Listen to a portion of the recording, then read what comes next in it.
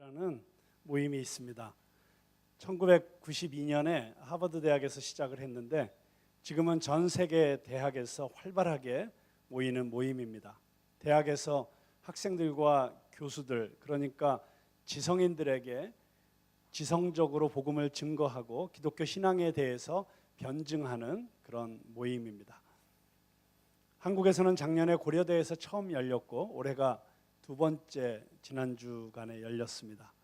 작년에는 강사가 소명이라는 책으로 우리에게 널리 알려진 오스 기니스였는데 올해는 제임스 스미스라는 분이 오셨습니다. 제임스 스미스 교수는 미시간에 있는 칼빈 대학교의 철학과 교수이신데 현재 미국과 캐나다에서 가장 떠오르는 기독교 철학계의 샛별로 주목받고 있는 분이십니다. 그분이 쓰신 책이 한국어로도 많이 번역되어 있는 것을 이번에 알게 되었는데요. 대표작이 습관이 영성이다라는 책이 있고요.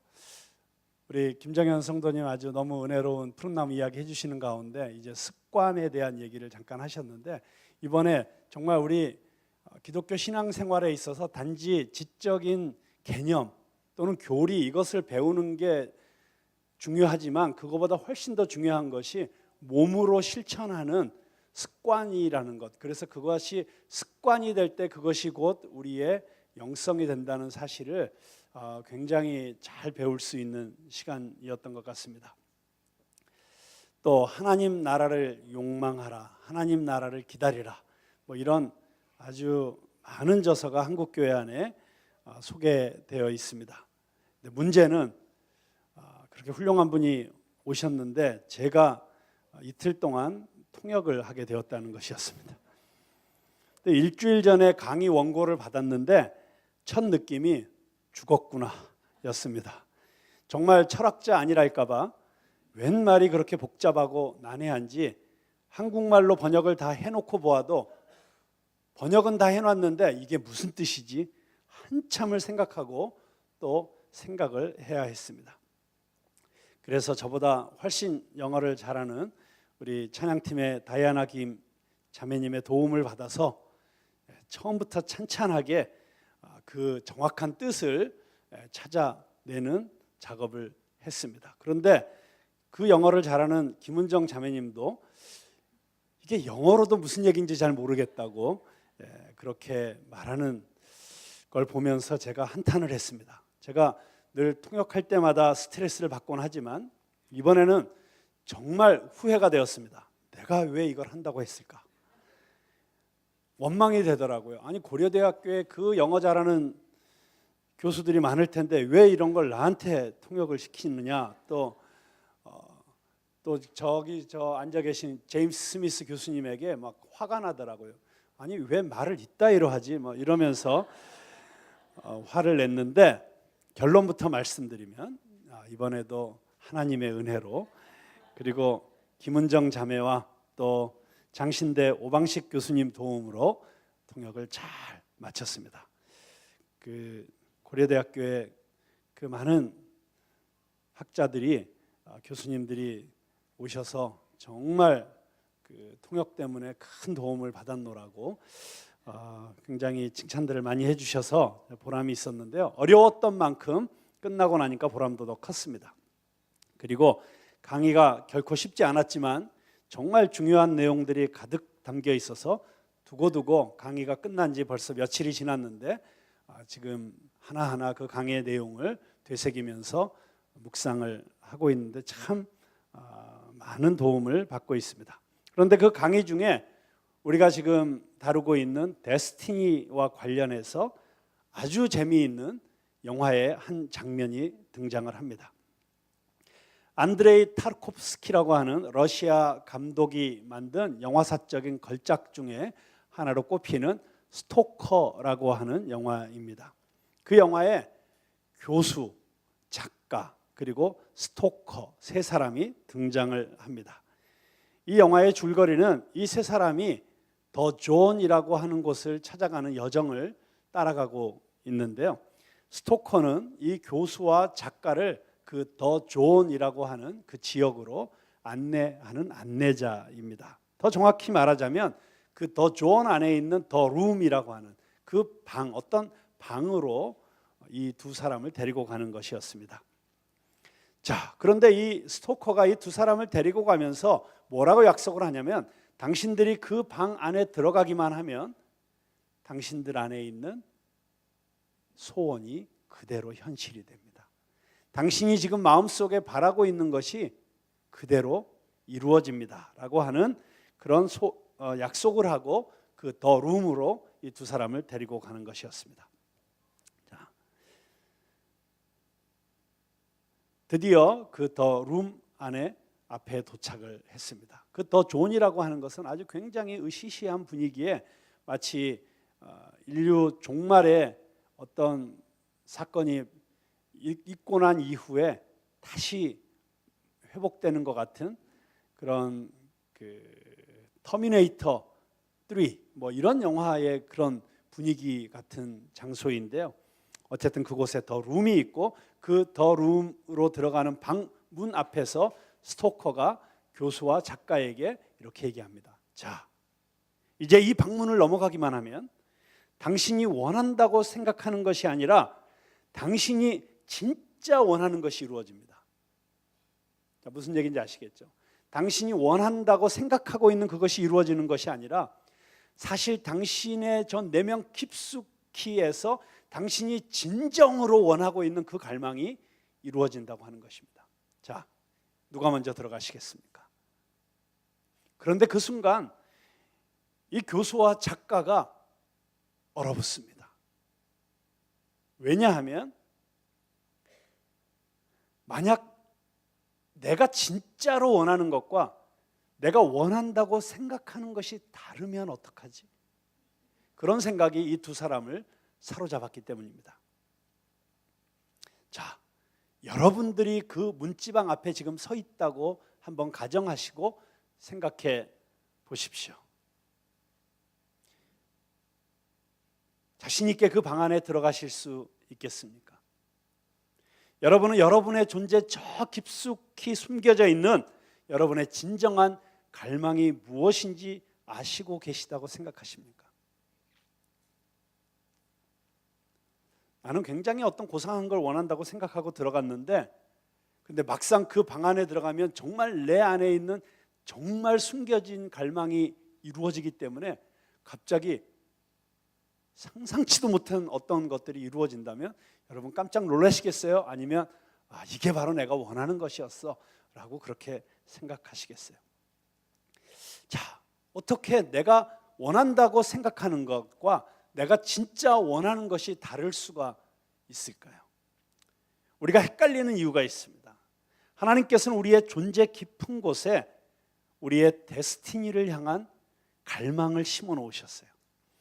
그런데 아담과 하와의 타락 이후에 우리가 살아가고 있는 이 망가진 세상과 우리의 타락한 본성은 우리에게 끊임없이 하나님이 주신 갈망이 아닌 또 다른 것을 갈망하도록 유혹하고 있다는 것입니다. 그래서 저는 오늘 이 시간 인류 타락 이전의 인간, 에덴 동산에서 살고 있었던 아담과 하와를 통해서 아담 개인의 것 이전에 인류 전체의 프로토타입, 즉 원형적 데스티니를 찾아보고자 하는 것입니다. 아담과 하와의 범죄로 인해서 망가져 버린 우리의 데스티니가 아니라 정말 하나님께서 처음 인간을 창조하실 때 하나님의 그 오리지널한 계획, 인간을 향하신 하나님의 그 원래의 목적이 무엇이었는지를 발견하는 것은 오늘 우리 한 사람 한 사람이 우리 자신의 데스티니를 찾아가는데 아주 중요한 울타리를 제공하고 시사점을 제공할 것이라고 생각합니다. 다시 말씀드리지만 아담의 데스티니는 아담 개인의 것 이전에 인류 모든 데스티니의 원형입니다. 아담과 하와의 데스티니는 모든 인류를 향한 하나님의 창조 계획이고 인간의 존재 목적입니다. 아담과 하와의 데스티니는 구체적으로 어떤 직업을 가질 것이냐, 어디서 살 것이냐, 어떤 사역을 할 것이냐 이런 차원의 것이 아닙니다. 이들의 데스티니는 인간의 가장 깊고 본질적인 질문에 대한 답입니다. 인간의 데스티니는 무엇인가? 다시 말하면 인간이 존재하는 이유는 무엇인가? 아까도 말씀드렸지만 인간에게는 데스티니를 향한 존재론적 갈망이 있습니다. 하나님께서 아담을 창조하시고 그 속에 생기를 불어넣으셨습니다. 그 생기는 아담의 존재 깊은 곳에 무언가를 향한 갈망을 일으키는데 이 갈망이야말로 아담의 데스티니를 이루어가는 엔진이라고 할 수 있습니다. 여러분 마음속에 무언가를 향한 갈망이 있으십니까? 잘 들여다보십시오. 하나님께서 심어놓으신 데스티니를 향한 갈망일 수 있습니다. 물론 타락 이후를 살아가는 우리들 안에는 온갖 복잡한 세상적인 갈망이 공존하기 때문에 잘 분별해야 합니다. 그래야 우리의 존재적 데스티니를 향한 갈망을 짝퉁 데스티니로부터 분별해 낼 수 있습니다. 그런 의미에서 오늘 아담과 하와의 데스티니가 무엇인지 정확히 알면 우리 자신의 데스티니를 찾아가는 여정에 크게 도움이 되리라고 생각합니다. 자, 아담의 데스티니는 어떤 것이었을까요? 오늘 하나님께서 인간을 창조하신 이야기를 다루고 있는 창세기 1장의 마지막 절은 이렇게 끝나고 있습니다. 하나님께서 심히 좋아하셨다. 하나님이 기뻐하셨다는 것입니다. 기뻐하셨다. 여기에 아담의 첫 번째 데스티니가 등장합니다. 아담과 하와는 하나님의 기쁨을 위해서 그리고 서로의 기쁨을 위해서 창조되었습니다. 그래서 하나님께서는 그들이 거할 동산을 기쁨의 동산이라고 부르셨습니다. 에덴이라는 말이 기쁨이라는 뜻입니다. 기쁨의 동산이라는 뜻입니다. 아담의 데스티니는 하나님의 기쁨이 되는 것이었습니다. 인류의 원형인 아담의 데스티니가 기쁨을 주는 존재라면 지금 이 자리에 있는 저와 여러분 한 사람 한 사람의 데스티니 역시 그렇습니다. 당신은 하나님의 기쁨이 되는 존재이고 누군가의 기쁨이 되는 존재입니다. 우리 내면을 들여다보면 그게 느껴지지 않습니까? 남편의 기쁨이 되고 싶고 아내의 기쁨이 되고 싶고 부모님의 기쁨이 되고 싶고 친구의 기쁨이 되고 싶고 선생님의 기쁨이 되고 싶은 그리고 누군가의 기쁨이 되고 싶은 갈망이 있다는 걸 여러분 인정하시겠어요? 물론 표면적으로는 이런저런 이유 때문에 예를 들어 상처 때문이라든지 또는 사람들로 받는 거절감 때문이라든지 또는 잘해보려고 했지만 계속해서 관계에서 실패하는 나의 어떤 경험들 때문에 그런 갈망이 짐짓 없는 것처럼 위장하고 살 수는 있습니다. 그러나 그 가장 깊숙한 곳을 들어가 보면 우리 안에는 누군가의 특별히 나와 가장 가까운 사람의 기쁨이 되고 싶은 갈망이 존재하고 있는 것을 우리는 알 수 있습니다. 자녀를 키워보신 부모들은 자녀들을 한번 생각해 보십시오. 그렇게 반항하고 심술 부리고 속삭여도 그리고 아닌 척해도 아이들 안에는 부모의 기쁨이고 싶은 갈망이 숨어 있습니다. 누군가의 기쁨이 되고 싶은 이 갈망은 하나님이 당신 안에 불어넣으신 데스티니를 향한 존재론적 갈망인 것입니다. 네, 여러분 아십니까? 지금 이 자리에 계신 여러분들은 존재 자체가 기쁨입니다. 애써 증명할 필요가 없습니다. 그저 그 사실을 받아들이십시오. 왜냐하면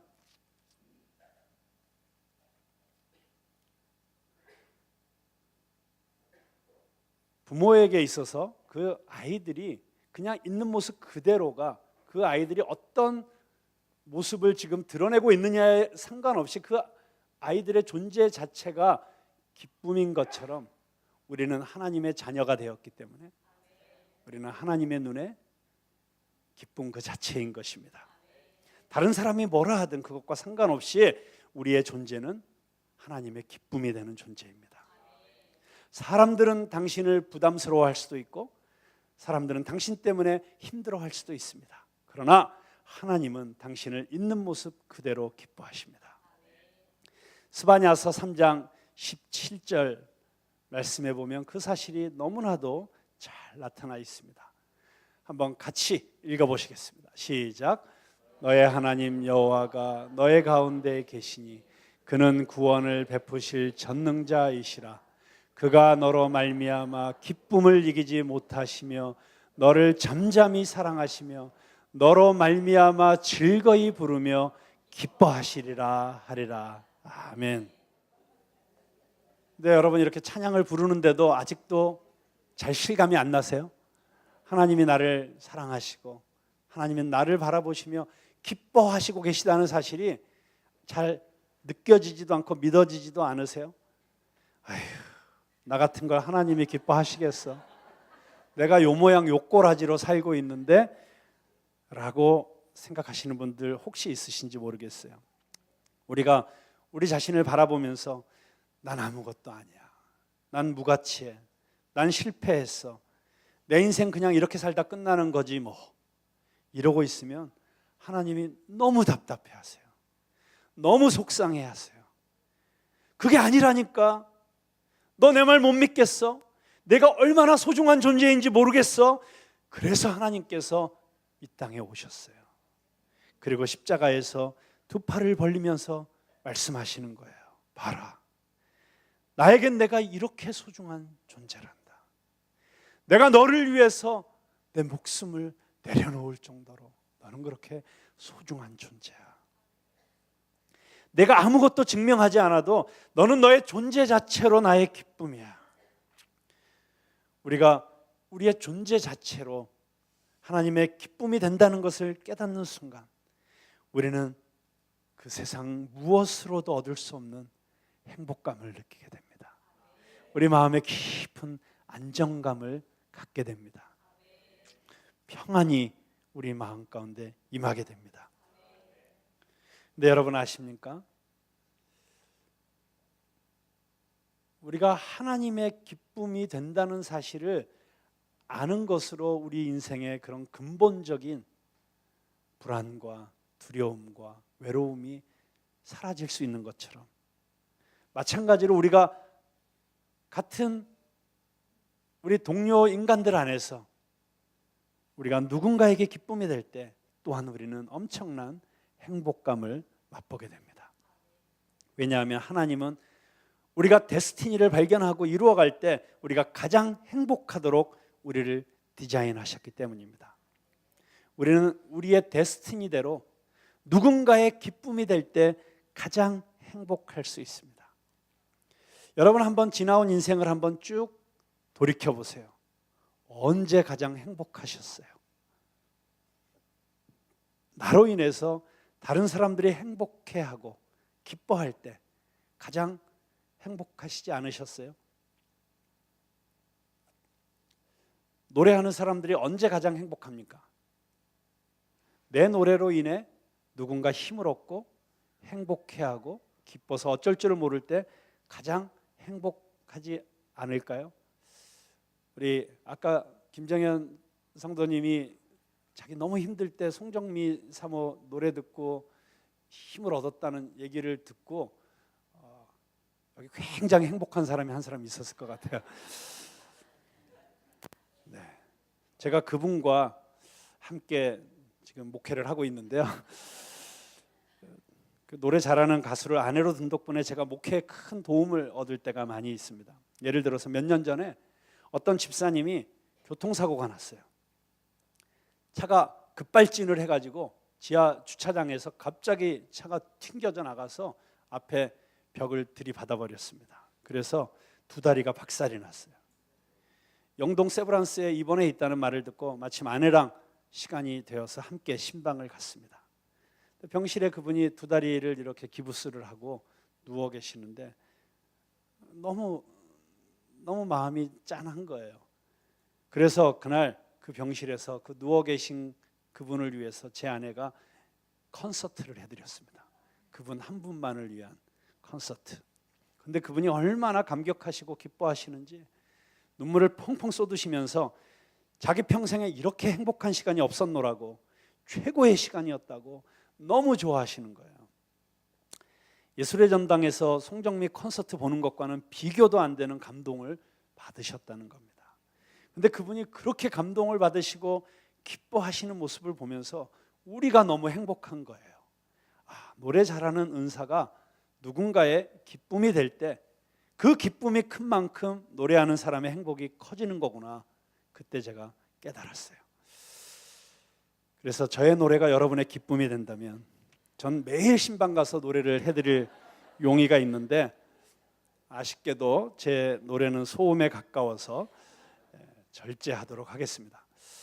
꼭 노래만이 아니라 그것이 무엇이 되었던지 우리의 은사나 재능, 우리가 가진 물질, 우리의 시간, 우리의 미소, 그것이 무엇이 되었든지 그것을 통해서 누군가의 기쁨이 되는 것이 우리가 행복해지는 길이라는 것입니다. 이 데스티니라는 주제로 설교를 시작하도록 저에게 도전을 준 책이 있어요. 책 제목이 나의 데스티니 찾기라는 책인데요. 제가 그 책을 읽으면서 우리 성도들에게도 이 데스티니에 대한 설교를 한번 내가 시리즈로 해야겠다라는 생각을 하게 된 책입니다. 그런데 그 책 안에 그 저자가 자기 경험을 소개한 글을 읽고 제가 엄청 감동을 받아서 지금 소개하려고 합니다.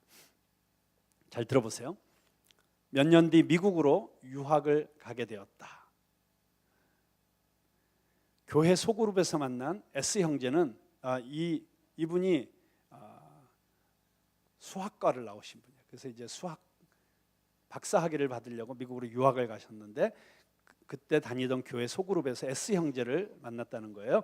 근데 그 형제는 미국으로 이민 와서 자동차 정비 일을 하던 친구였다. 비정규 직원으로 일하고 있던 S 형제의 꿈은 정비학과를 졸업하고 자기 정비소를 여는 것이었다. 그러나 아무도 도와줄 사람이 없던 형제에게는 하던 일을 쉬고 정비학교를 다닐 만큼 여유가 없었다. 그가 소그룹 모임에서 기도를 부탁했다. $3,000만 있으면 잠시 일을 쉬고 학교를 다닐 수 있다고 하는 그 형제의 말에 집으로 돌아오는 내내 통장에 있는 $3,000가 자꾸 생각이 났다. 다음 학기 등록금이었다. 안 돼. 이 돈이 없으면 다음 학기 등록은 어떻게 하려고. 가난한 유학생에게는 제법 큰 돈이었지만 하나님께서 계속 말씀하셨다. 등록금은 내가 책임질 테니 너는 형제의 기쁨이 되라. 결국 형제에게 $3,000를 헌금했다. 물론 그 형제가 모르게. 다음 소그룹 모임에서 형제를 만났을 때 웃고 있는 형제의 모습이 해처럼 빛나고 있었다. 그렇게 행복해하는 모습은 처음 보았다. 그런데 이상하게도 행복한 형제의 모습을 보고 있는 내가 더 행복했다. 내가 형제의 기쁨이 된 것이다. 그렇다. 돈으로도 행복을 살 수 있다. 괄호 열고, 제가 이제 오해가 있으실까 봐 요 돈으로도 행복을 살 수 있다, 여기에 조금 쓸데없는 사족 같지만 해석을 붙이자면 돈을 다른 사람을 위해서 씀으로써만 돈으로 행복을 살 수 있다. 괄호 닫고. 그 후 형제는 정비학교를 졸업하고 자기 정비소를 열게 되었고 헌금한 사람이 나였다는 사실도 알게 되었다. 나는 유학생활 동안 자동차 걱정 없이 살았다. 더욱이 1년 뒤에나 받을 수 있을 것으로 알았던 조교 장학금을 미리 받게 되므로 등록금도 해결되었다. 당신도 행복을 원하는가? 그렇다면 살아. 당신의 돈으로 행복을 살 수 있다. 네, 어쩌면 우리가 누군가의 기쁨이 되는 것은 우리가 조금만 생각하면, 조금만 우리의 마음을 열면 그렇게 멀리 있는 일이 아닌 것 같습니다. 다시 말씀드리지만 행복은 데스티니와 깊이 연결이 되어 있습니다. 하나님께서 우리를 창조하실 때 그 데스티니가 이루어지면 행복하도록 그렇게 창조하셨기 때문에, 그렇기 때문에 우리는 누군가의 기쁨이 될 때, 바로 우리의 데스티니가 이루어질 때 행복합니다. 무언가를 성취하는 것보다, 원수에게 통쾌하게 복수했을 때보다, 오히려 누군가의 기쁨이 되었을 때 바로 그때 우리는 가장 행복할 수 있습니다. 당신은 기쁨을 주는 존재이지 누군가에게 아픔이나 상처를 주는 존재가 아니라는 사실을 꼭 기억하십시오. 다른 사람들에게 아픔을 주고 상처를 주는 사람이라면 당신도 행복해질 수 없기 때문입니다. 그것이 당신의 데스티니가 아니기 때문입니다.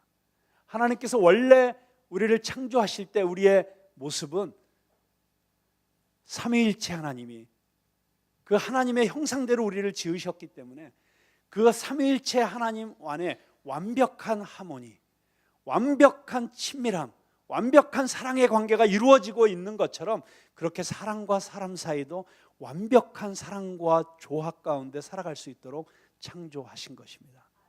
그런데 죄로 인해서 깨어진 하나님의 형상 때문에 우리가 상처를 주는 존재가 된 것입니다. 우리가 예수 그리스도 안에서 구원받고 다시 하나님의 백성이 되었다고 하는 것은 비록 불완전한 모습이지만 그러나 그 불완전함 가운데서 서로를 치유하고 회복하고 사랑하는 존재로 가장 친밀함을 누리는 존재로 회복되어져 가고 있다는 뜻입니다. 자, 그렇다면 아주 단순하게 이 시간에 한번 질문해 보았으면 좋겠습니다. 자기를 진단하는 것입니다. 내가 지금 얼마나 나의 데스티니에 충실하게 살고 있는가? 나는 내 남편에게 기쁨이 되는 존재인가? 골칫덩어리인가? 나는 내 아내에게 기쁨이 되는 존재인가?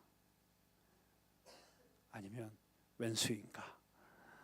나는 내 자녀에게 기쁨이 되는 부모인가? 아니면 끊임없이 자녀에게 상처를 주고 있는 부모인가? 나는 목회자에게 기쁨이 되는 성도인가? 아니면 얘기 안 하겠습니다. 나는 성도들에게 기쁨이 되는 목사인가? 아니면 걱정거리인가? 나는 내 이웃에게 기쁨이 되는 존재인가? 아니면 내 이웃을 힘들게 하고 있는 존재인가? 저는 공동체로서 우리 푸른나무 교회도 이런 질문을 던져봐야 된다고 생각합니다. 우리 푸른나무 교회는 이웃들에게 기쁨이 되는 교회인가? 작년에 한국에 오셔서 참 우리에게 너무 귀한 말씀을 전해주고 가신 그 뉴욕 리디머 교회의 팀 켈러 목사님이 교회에 대한 이야기를 참 많이 하셨어요. 센터 처치라고 하는 책에서. 근데 그 책에서 이 목사님이 이렇게 얘기하십니다. 당신의 교회가 정말 존재해야 될 이유가 있는 교회라는 사실은 어떻게 알 수 있는가? 만약 당신의 교회가 지금 있는 그곳에서 떠났다고 생각할 때 당신의 이웃들이 어떻게 느끼게 될 것인가를 생각해 보면 알 수 있다. 네, 만약 우리가 혹시 무슨 일이 있어서 우리가 일산으로 이사를 가고 여기에서 더 이상 교회가 존재하지 않는다고 할 때 우리 주변에 있는 이웃들이 그 교회가 가버렸어, 어떡하지? 이제 우리는 어떻게 살지? 뭐 이런 반응일까요? 아니면 잘 갔다, 그 교회 때문에 너무 힘들었는데, 그 교회 때문에 맨날 주차 지옥되고 뭐 맨날 시끄럽고 그랬었는데 라는 반응일지, 아니면 갔는지 안 갔는지도 모르는 그런 정말 존재 가치가 아주 미미한 존재였는지 우리가 심각하게 생각해 봐야 된다고 생각합니다.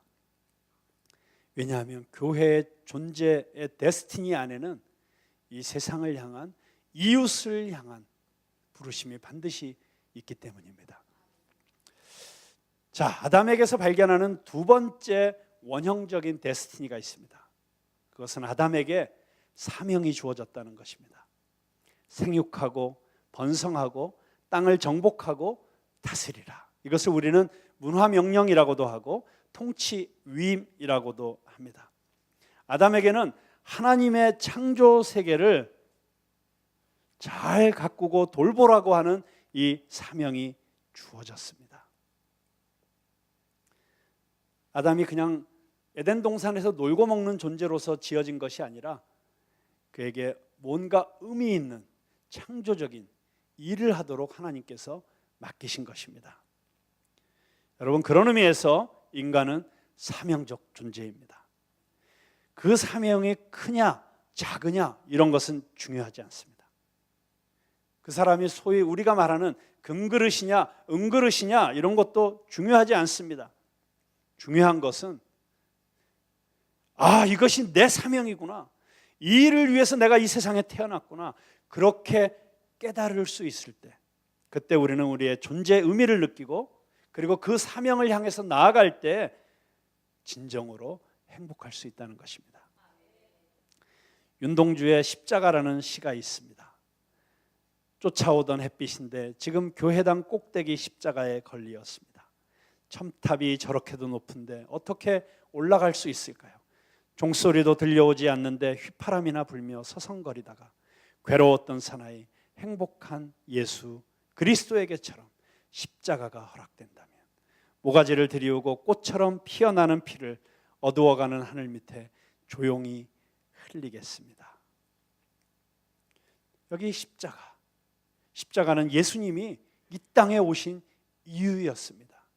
예수님은 십자가를 지시기 위해서 이 땅에 오셨고, 그래서 비록 고통스러웠지만 힘들었지만 그분은 그 십자가를 지시는 길로 한 걸음 한 걸음 걸어가고 계셨습니다. 그런데 윤동주가 너무나도 기가 막히게 표현했던 것처럼 괴로웠던 사나이, 그렇습니다. 십자가를 지는 길이 결코 쉽지 않았습니다. 그런데 행복한 예수 그리스도, 그것이 힘들었지만 고통스러웠지만 그것이 그분의 데스티니였기 때문에 그분은 행복했다는 것입니다. 저는 예수님께서 분명하게 왜 이 땅에 오셔야만 했는지, 그리고 무엇을 위해서 죽으셔야만 했는지 정확하게 알고 그 길을 걸어가신 그분의 제자로서 우리도 우리 자신의 사명을 정확하게 발견할 수 있게 되기를 주님의 이름으로 축원합니다. 여러분, 그래서 교회 생활 못지않게 우리 신앙인에게 중요한 것이 일터입니다. 우리는 성경적이고 신학적으로 건강한 일터 신학을 그래서 반드시 가져야만 합니다. 내가 하고 있는 이 일이 신앙적으로 어떤 의미가 있는지 분명한 확신 가운데 일할 수 있어야 합니다. 만약 내가 하고 있는 일이 하나님으로부터 주어진 나의 사명이라는 의식 가운데 일할 수 있다면 그 일은 단지 나의 밥벌이가 아니라 일 그 자체가 나의 사명이고 그 일터는 나의 사명 실현지가 되는 것입니다. 하나님이 다스리시고 경영하시는 이 세상의 한 모퉁이를 내가 담당하고 하나님께서 이 세상을 경영하시는 그 경영의 일부분을 내가 맡아서 섬기고 있는 것입니다. 물론 이 일터에는 생육하고 번성하라고 하신 하나님의 그 축복 한가운데에 있는 가정을 잘 돌보는 것이 포함되어 있습니다. 세상에 나가서 뭔가 의미 있는 일을 하는 것도 중요하지만 세상에서 아무 일도 하지 않는다고 해도 가정을 잘 지키고 그리고 그 가정에서 자녀들을 잘 키우는 것, 그것 자체만으로도 너무나도 중요한 우리들의 사명이 될 수 있고 데스티니가 될 수 있다고 하는 것입니다. 다시 말씀드리지만 우리는 의미 있는 일을 할 때 행복합니다. 지난주 통역하는 게 너무 힘들었지만 의미 있는 일이었기 때문에 끝나고 나서 너무 행복할 수 있었습니다. 특별히 이 타락 이후에 이 세상 속에서 부서지고 깨어지고 망가진 이 세상을 치유하고 회복시키고 아름답게 만드는 일이야말로 우리 그리스도인들 모두에게 주어진 사명이라고 할 수 있습니다. 처음 하나님이 창조하신 세계는 너무나도 완전하고 조화로운 히브리어로 샬롬, 그 샬롬을 누리는 세상이었습니다. 그러나 죄로 인해서 그 샬롬이 깨어졌을 때 하나님과의 샬롬, 인간과 인간의 샬롬, 그리고 인간과 자연의 샬롬이 깨어졌습니다. 우리의 사명은 그 샬롬을 회복시키는 것입니다. 자, 그렇다면 어떻게 내가 한평생 살아가면서 이 세상 가운데서 나의 사명을 발견할 수 있을까? 그 주제만으로도 제가 앞으로 한 2시간을 더 이야기해야 되기 때문에 오늘 저는 간단하게 아주 중요한 질문 몇 가지를 여러분에게 던지는 것으로 마치려고 합니다. 첫째, 나는 어떤 주제로 이야기할 때 가장 열정적이 되는가? 피곤하다가도 그 이야기만 나오면 갑자기 눈이 번쩍번쩍 빛나면서 막 입에 침을 튀겨가면서 막 이야기하게 되는 그 주제가 뭐냐는 겁니다. 두 번째, 밤을 새워서라도 그 이야기를 할 때는 피곤하지도 않고 지치지도 않고 오히려 더 생생해지고 힘이 나게 만드는 그 주제가 무엇인가? 세 번째, 가장 중요한 질문입니다. 그냥 이 질문 하나만 오늘 저녁에 집에 가셔서 곰곰이 진지하게 생각해 보시기 바랍니다. 만약 내가 원하는 대로 될 수 있다고 가정한다면, 여러분 이게 굉장히 중요한 전제예요. 왜냐하면 우리는 어렸을 때는 다 꿈이 커요. 그러다가 나이가 들면서 중학교 가면서 고등학교 가면서 점점 더 현실을 파악하게 되고 주제를 파악하게 되면서 우리가 하고 싶은 일들을 내려놓기 시작하고 결국 우리가 가능하다고 생각되는 거 안에서 그래 이거라도 하자라고 대충 살게 되는 게 일반적인 모습이잖아요. 그런데 지금 이 시간에는 지금이라도 내가 원하기만 하면, 마치 아까 그 더 룸에 들어간 것처럼 내가 원하기만 하면 된다고 가정한다면 나는 무엇이 되고 싶은가? 그리고 무엇을 이루고 싶은가? 여러분 그것을 발견하는 게 아주 중요합니다. 왜냐하면 우리의 데스티니를 찾는 가장 중요한 통로가 될 수 있기 때문입니다. 네, 아담과 하와에게서 배우는 우리의 인류 원형적 데스티니, 몇 가지 더 이 성경 이 이야기 속에서 생각할 수 있겠지만 시간 관계상 오늘은 마지막으로 한 가지만 더 아담에게서 발견하는 데스티니의 원형에 대해 말씀드리겠습니다. 하나님께서 아담이 독처하는 것을 보시고 좋지 않다고 말씀하시면서 아담을 위하여 돕는 배필을 지으시겠다고 말씀하십니다. 그래서 여러분 잘 아시는 대로 아담을 깊이 잠재우시고 갈빗대를 뽑아서 하와를 만드십니다. 하와는 돕는 배필로 지어졌습니다. 아담은 도움을 받는 존재입니다. 서로가 서로를 필요로 하고 있습니다. 그래서 아담과 하와는 서로 도움을 주고받는 존재인 인간의 데스티니를 보여줍니다. 아담과 하와의 데스티니를 통해서 모든 인류에게 주어진 데스티니는 도움을 주고받는 존재라는 것입니다. 다른 말로 말하면 사랑으로 서로 섬기는 존재라고 할 수 있습니다. 그래서 누군가를 도울 때 우리는 행복을 느낍니다. 특별히 조건 없이 나보다 약한 존재를 도울 때 우리는 말로 표현할 수 없는 충만한 존재의 의미와 기쁨을 맛보게 됩니다. 제가 지금까지 살아오면서 배운 굉장히 중요한 인생의 비밀이 하나 있습니다. 나를 위해서 뭔가 하는 것은 이루어지기가 굉장히 어렵지만 남을 위해서 하는 일은 훨씬 쉽게 이루어진다는 것입니다. 나를 성공시키기 위해서 애쓰는 에너지의 10분의 1만 써도 다른 사람들을 성공시켜 줄 수 있더라는 것입니다. 그러니까 가장 좋은 전략은 나를 위해서 일하지 말고 서로를 위해서 일하는 거예요. 나의 성공을 위해서 발버둥 치지 말고 조금 마음을 내려놓으시고 내 옆에 있는 사람을 어떻게 도와서 내 옆에 사람을 성공시켜 줄 수 있을까? 회사에서도 제가 어떤 경영학 이론으로 들은 이야기인데요. 가장 좋은 팀은 팀원들이 자기 팀원을 다른 팀원을 성공시켜 주기 위해서 일하는 조직이 가장 탁월하고 효과적인 조직이 될 수 있다고 하는 이야기를 들었습니다. 제가 평양의대 어린이 재활병원을 건립하는 선양하나의 윤상혁 교수님 간증을 하와이에서 처음 들었어요. 그때 너무 은혜를 받았어요. 그래서 그 선양하나 대표이신 양창석 대표님에게 제가 지금 선양하나가 필요한 게 뭡니까? 라고 물었더니 그 병원을 지금 짓고 있는데 완공하려면 2억 정도가 더 필요하다는 거예요. 그래서 제가 그냥 담대하게 말씀드렸어요. 제가 후원의 밤을 해서 그 2억을 만들어 드리겠습니다. 그랬더니 깜짝 놀라시면 그게 가능할까요? 해보죠 뭐. 그러면 그렇게 해주시면서 푸른 나무는 뭘 원하십니까? 제가 하는 그 푸른 나무라는 NGO에 대해서 물어봤습니다. 그래서 제가 말씀드렸어요.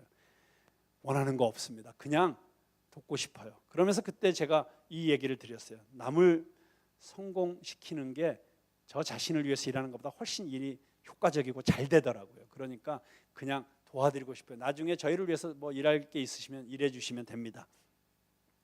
결과가 어떻게 됐을까요? 정말 너무너무 쉽게 별로 애도 안 썼는데 정말 하나님이 역사하셔가지고 그날 2억 5천이 모였어요. 그날 그 오프닝을 여기 우리 박영훈 형제님이 샌드아트로 멋있게 장식해 주셨고요. 조건 없이 남을 도우니까 놀라운 일이 일어나다라는 것을 그것을 통해서 다시 한번 확인하게 되었습니다. 저는 제가 운영하는 이 푸른나무 NGO를 위해서는 2억은커녕 2천만 원 모으는 것도 너무 힘들었어요. 자, 나의 데스티니가 뭔지 모르겠다고 하시는 분들, 내가 어떻게 하면 더 잘 될까? 내가 어떻게 하면 더 높아지고 성공하고 내가 원하는 걸 더 누리고 이런 쪽으로 고민하고 있으면 답이 안 나올 겁니다. 그런데 지금 나의 도움이 필요한 곳이 어디인가? 지금 나의 섬김이 필요한 사람이 누구인가? 그걸 고민하다 보면 당신의 데스티니가 드러날 가능성이 훨씬 높습니다. 자, 이제 말씀을 마치려고 합니다. 교회는 어떤 곳입니까? 우리의 하나님 안에서의 원형적 데스티니가 이루어지도록 돕는 곳입니다. 그리고 우리는 이 교회 안에서 우리가 하나님의 기쁨이 된다는 것을 깨달으면서 우리가 서로에게 그렇게 기쁨이 되어주고 그리고 아낌없이 나누어주고 섬겨주는 가운데 이 가운데 천국의 기쁨, 원래 하나님께서 창조하셨던 그 원형적인 에덴 동산의 기쁨을 맛보시도록 불러주신 곳이 바로 이 교회라고 믿습니다. 그래서 우리는 교회 안에서 그렇게 조건 없이 아낌없이 우리의 사랑을 나눌 수 있었으면 좋겠습니다. 그렇게 우리가 서로를 사랑하고 섬기는 가운데 누구로부터 깜짝 놀라면서 세상에 내가 이렇게 사랑받고 있다니 그렇게 느낄 수 있도록 되어지는 곳이 이 교회가 되어야 된다는 것입니다.